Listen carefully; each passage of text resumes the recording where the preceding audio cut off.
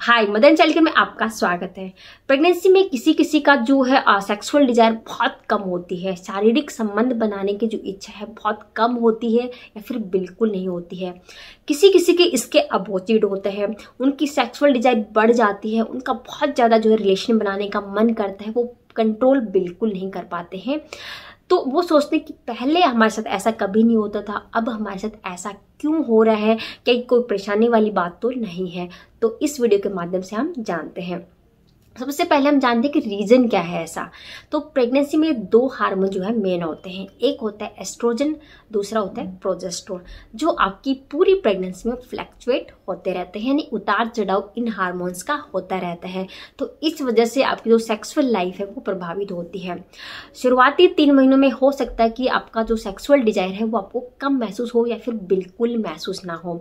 इसके पीछे कारण है कि आपके शुरुआती 3 महीनों में आपको नोजिया रहता है, आपको वोमिटिंग रहती है, आपका जी मिचलाता है, आपको थकावट फील करते हो, आपका मूड स्विंग होता है। तो इस वजह से आपका जो है शारीरिक संबंध बनाने की इच्छा कम हो सकती है।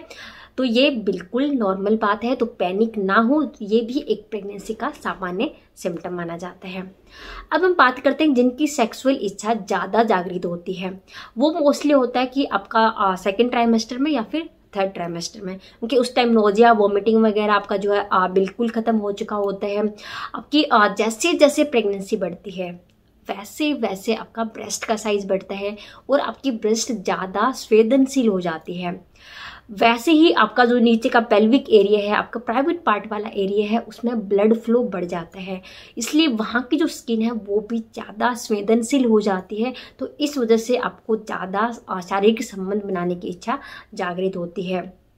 यानी आप कह सकते हो जैसे जैसे आपका टमी का साइज बढ़ता है वैसे वैसे आपका शारीरिक संबंध बनाने की इच्छा आपकी बढ़ सकती है। तो अगर आपकी डिजायर कम है या फिर ज़्यादा है, दोनों ही सामान्य बात है, ये दोनों ही नॉर्मल में आते हैं।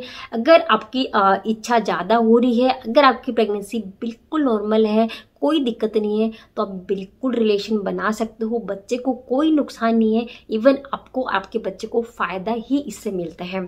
इससे आपको फ़ायदा ये मिलेगा कि प्रेगनेंसी में जो मूड स्विंग की दिक्कत आती है, आप बहुत ज़्यादा नर्वस फील करते हो, तो वो आप फील नहीं करोगे, आपके अंदर पॉजिटिव वाइब्स आती हैं। प्रेगनेंसी में कई बार हम बहुत अकेला फील करते हैं, बहुत लोनली फील करते हैं। तो अगर आप रिलेशन बनाते हो प्रेगनेंसी के दौरान तो आप पार्टनर से ज़्यादा क्लोज फील करते हो।